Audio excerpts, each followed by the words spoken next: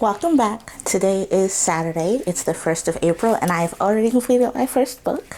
This is part of the Fear Street series by R.L. Stine, and it's called Fear Hall: The Beginning. So, letting you know up front that this is a two-part book, and I didn't know that going in. I thought it was going to be all encapsulated, and then the second book would be fourth, and so forth and so on. No, they cut this book in half.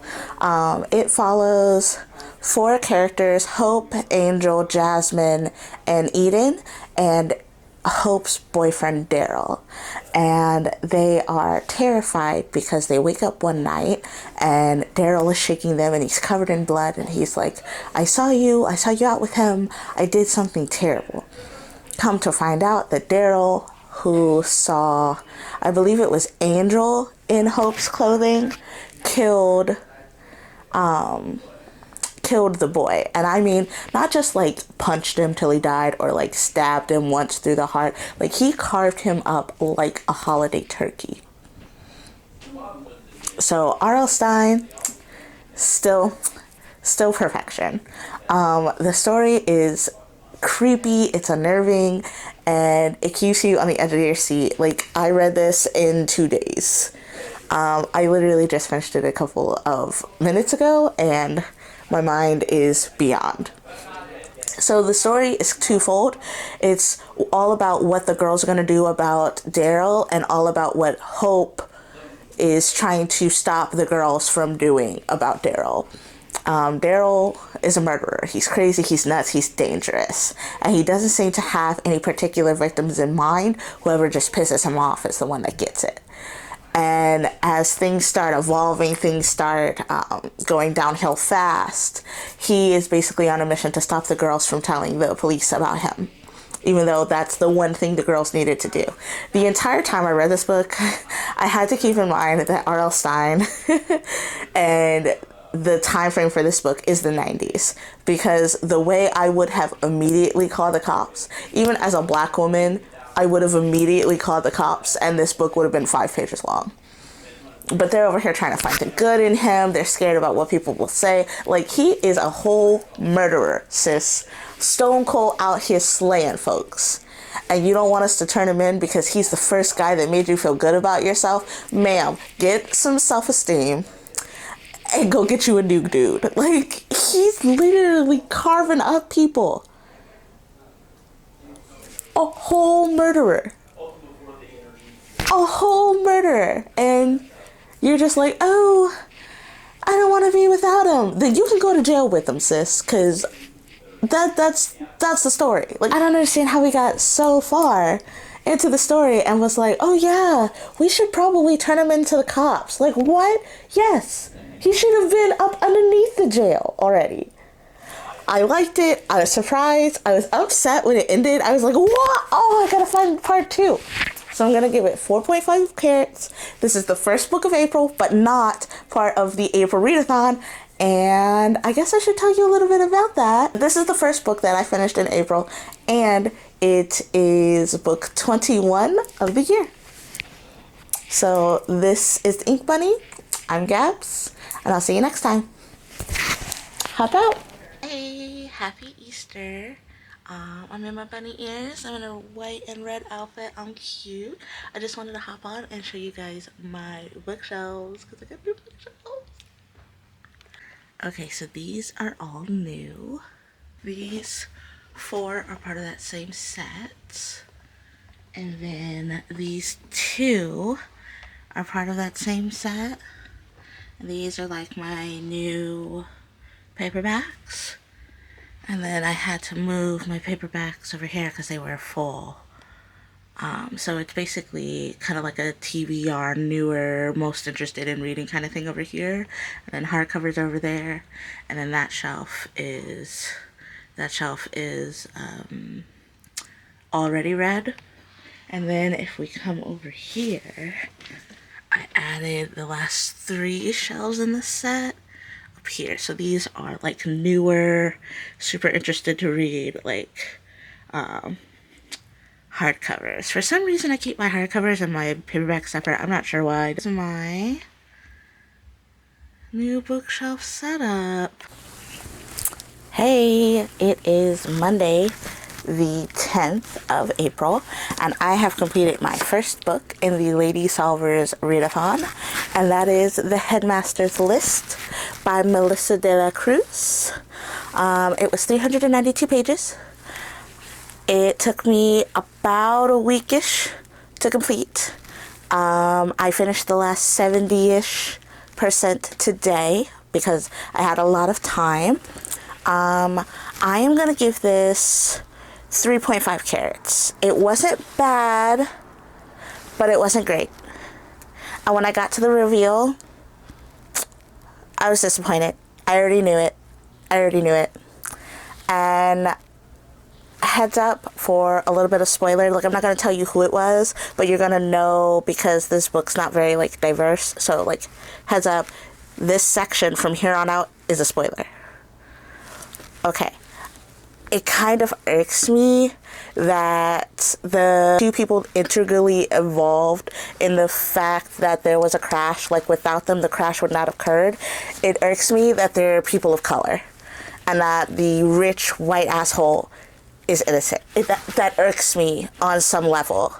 And then the guy was cheating on our main character, who is Latina, and he's cheating with a white girl, and she says that the reason he didn't break up with her and go public with Haley, the white girl, is that people would think he was racist. And she also started the entire conversation with how people of color have it easy because we're brown or we're whatever, like, because they're not white, that they don't have to work hard to get into college. And her sister had to, like, take out multiple loans to go to college because her roommates were, like, brown people and they didn't have to pay for college. It was very, like, white, conservative, like, nationalist issues that they just were not working for me.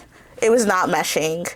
Like, everything about that character was messy, and that's fine. But the fact that the people that were actually guilty were two people of color rubs me the wrong way really badly.